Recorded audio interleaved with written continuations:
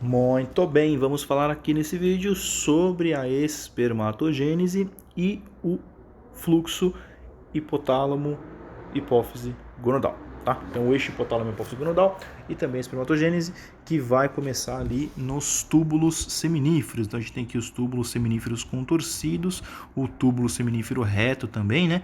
Mas vamos focar aqui nesses contorcidinhos, tá vendo? Essa estrutura um pouquinho mais, sei lá, mais bege aí, não sei, mais laranjinha, não sei, tá?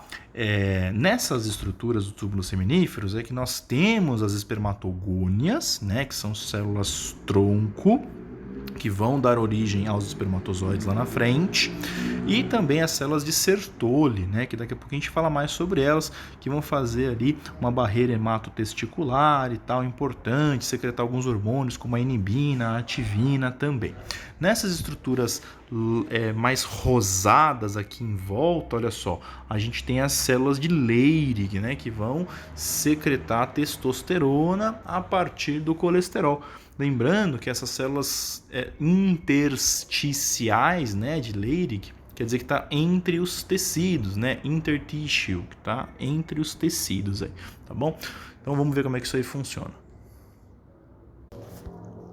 Então, aqui a gente tem um corte já transverso, né, desses túbulos seminíferos, onde a gente pode observar células espermatogênicas em vários estágios diferentes de maturação, desde as espermatogônias lá em cima, né, até os espermatócitos secundários que já passaram pelo processo de meiose, até a formação dos espermatozoides, lá, a espermiogênese, né?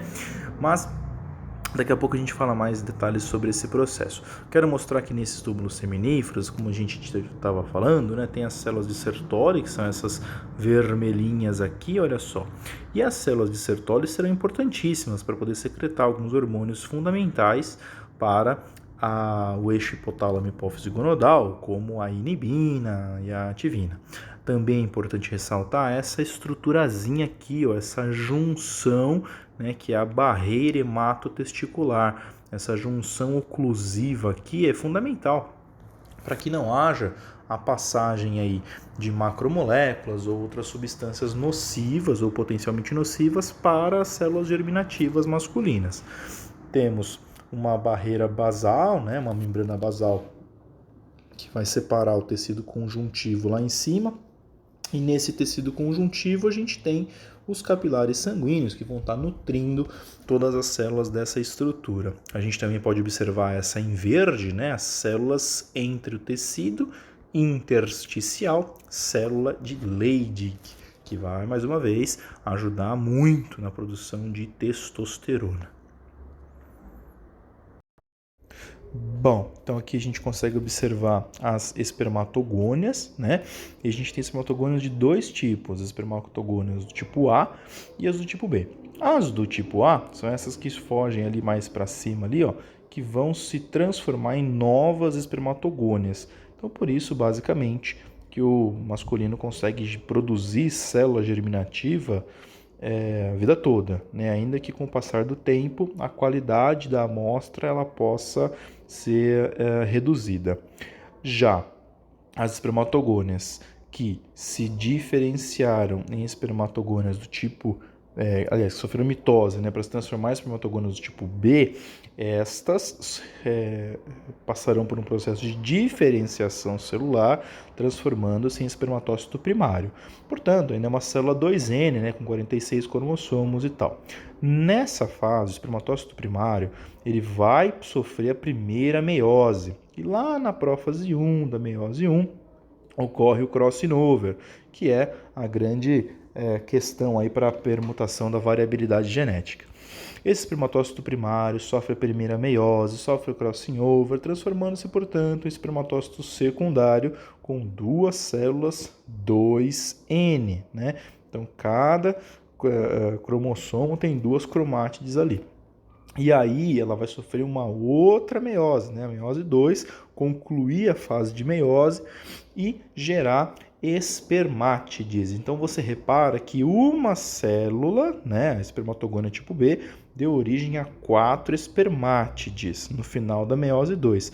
Mas dessas espermátides, elas ainda não são o produto final. Então, depois de sofrer uma mitose, uma diferenciação e uma meiose, 4 células são formadas, haploides, e vão sofrer um processo de diferenciação, de maturação, de especialização para se transformarem definitivamente em espermatozoides.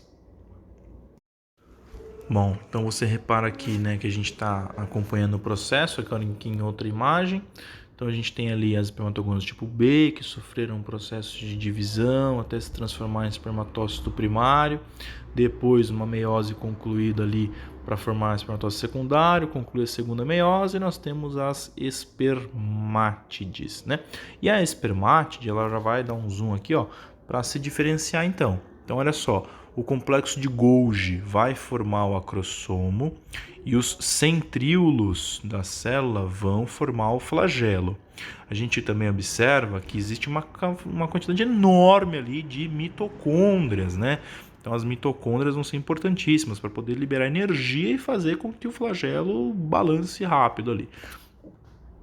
O acrossomo está ali então, da estrutura que veio derivada do complexo de Golgi. E ao finalzinho a gente já tem um esqueleto celular já diferenciado, né? Não é mais igual a uma célula como era anteriormente.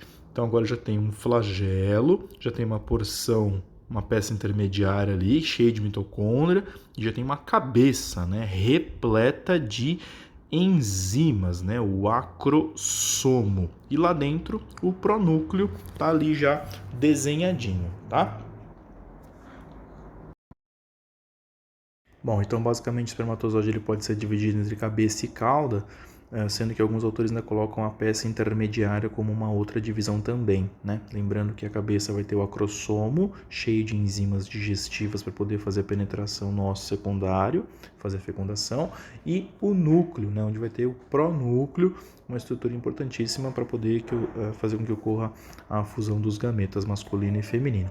A peça intermediária é cheia de mitocôndria para dar energia para a cauda, né? O flagelo ali fazer a sua movimentação. Movimentação essa que vai ser importantíssimo durante o processo de fecundação, para que durante o movimento do espermatozoide ele consiga atravessar ali as camadas do osso secundário, né? Então a gente tem a primeira camada ali, a corona radiata, né? E essa corona precisa ser atravessada através de uma molécula, né, secretada ali, que vai ser a própria a enzima hialuronidase, né? Depois, outra enzima secretada vai ser a acrosina, para poder se ligar lá à glicoproteína ZP3 na zona pelúcida, né? ZP de zona pelúcida, mas isso fica para a aula de fecundação. O espermatozoide, a gente tem ele na sua mobilidade normal, acima de 40% deles precisam ser móveis. Pelo menos 58% precisam estar viáveis, tá? E uma morfologia normal, em torno de 70% dos espermatozoides precisam ter essa morfologia normal.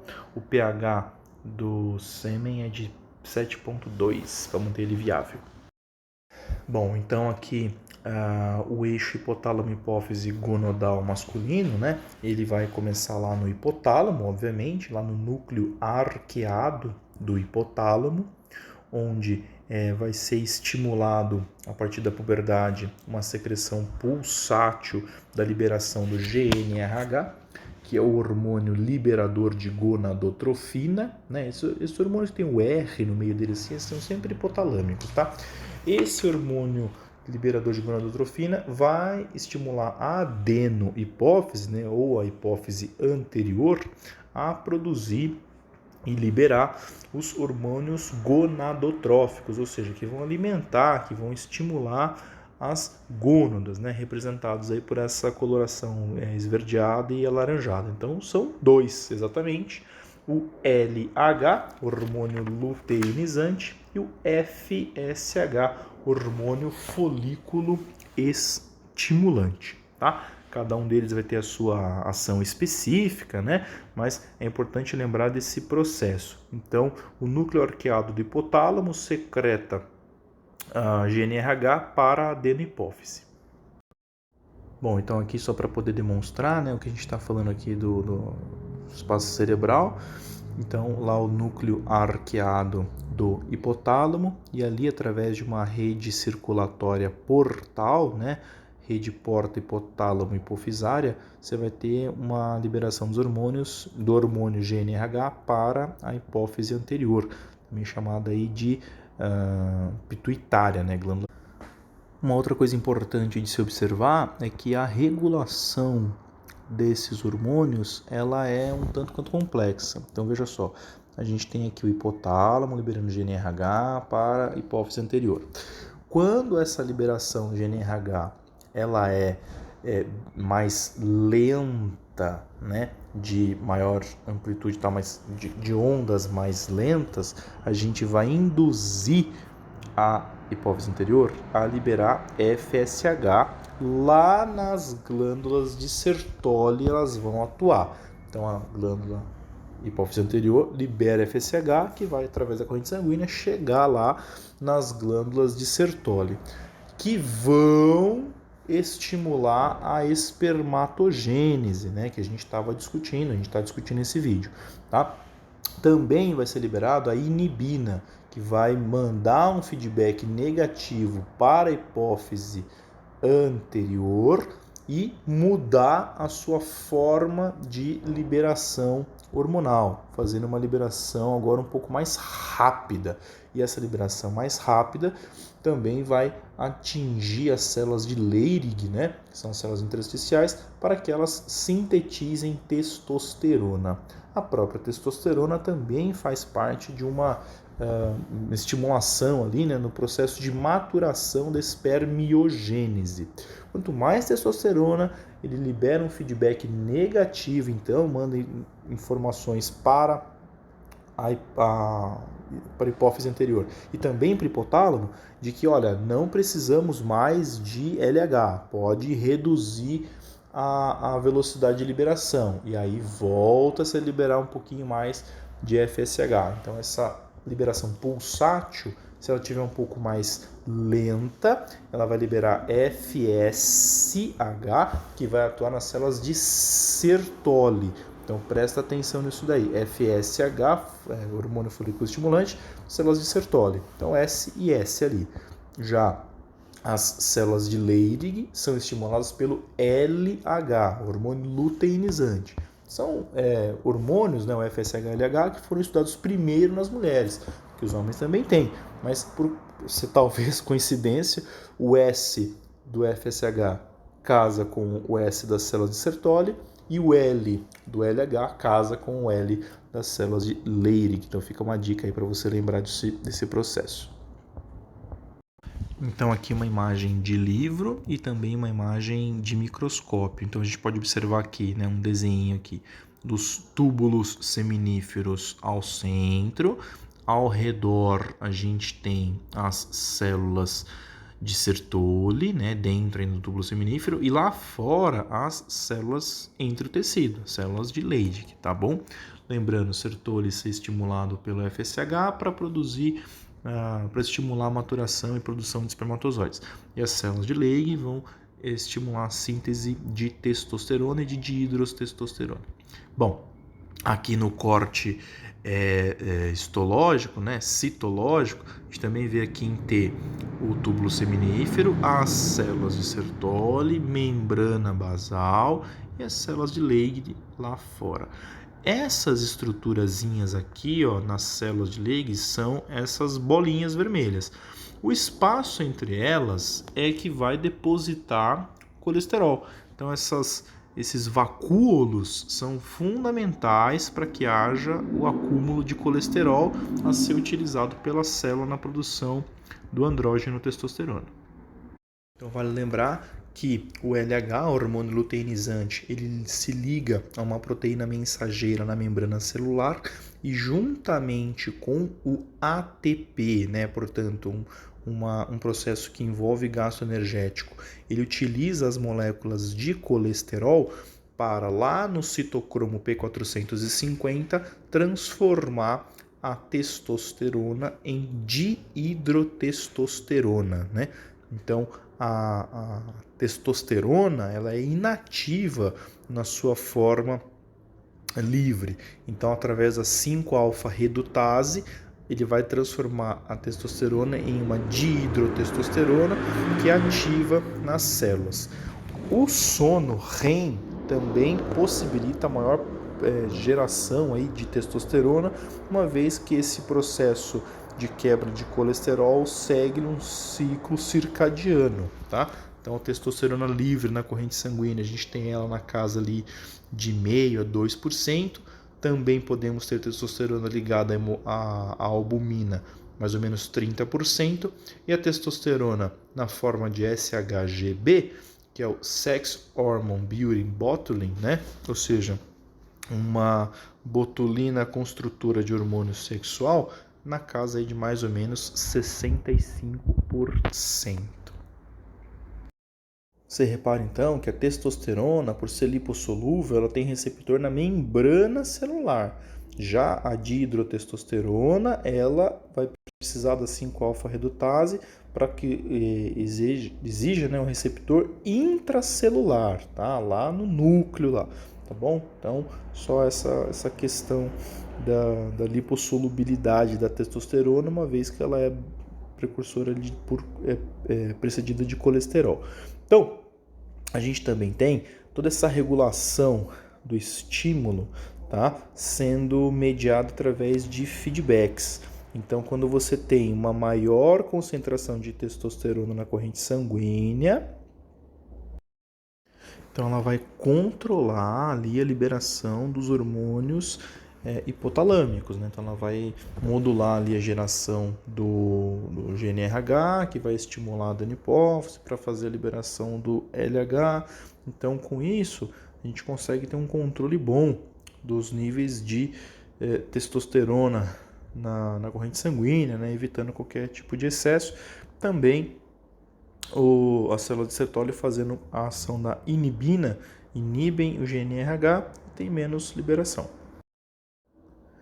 Bom, então, para poder resumir todo esse rolê, é importante lembrar o quê? Que tudo começa lá no núcleo arqueado do hipotálamo, lá em cima, que vai liberar GNRH para a adenipófise, que é uma estrutura que vai liberar as gonadotrofinas FSH de forma um pouco mais contínua, liberação mais lenta, e o LH respeitando um ciclo circadiano com picos de 4 em 4 horas, com uma intensa produção ali muito mais rápida.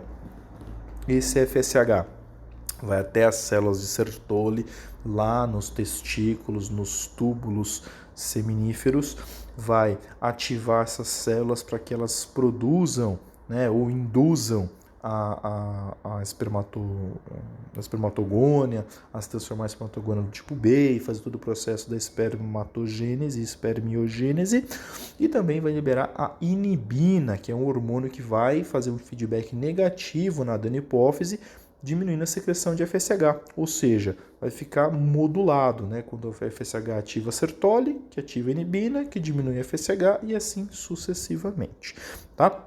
Quanto menos a Sertoli for ativada, menos inibina, portanto mais FSH, então ele fica autorregulado.